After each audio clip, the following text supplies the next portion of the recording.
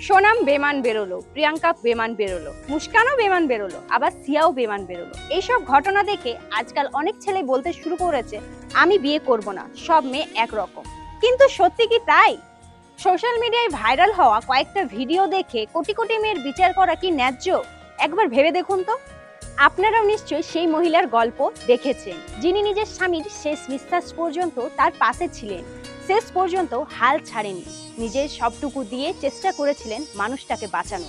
এটা কোনো একটাই ঘটনা নয়, আজও অসংখ্য স্ত্রী আছেন যারা স্বামী বেকার হলেও, অসুস্থ হলেও, জীবনের সবচেয়ে বড় কঠিন সময়ে পৌঁছে গেল তার হাত ছেড়ে যান না, বরং তার সবচেয়ে বড় শক্তি হয়ে পাশে দাঁড়ান। তাই সোনাম, মুস্কান, প্রিয়াঙ্কা বা শিয়ার মতন কয়েকটা ভাইরাল ভিডিও দেখে সব মেয়েকে একরকম ভাববেন না।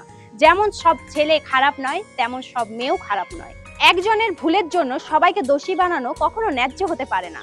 মনে রাখবেন, সম্পর্কের পরীক্ষা ভালো সময়ে নয়, খারাপ সময়ে। যে মানুষটা আপনার কঠিন সময়ে হাত ছাড়ে না, সেই মানুষটাই আপনার আপন। তাই সোশ্যাল মিডিয়ায় কয়েকটা ভাইরাল খবর দেখে জীবনে কখনো সিদ্ধান্ত নেবেন না। কারণ পৃথিবীতে আজও অনেক ভালো মানুষ আছে, ছেলেও আছে, মেয়েও আছে।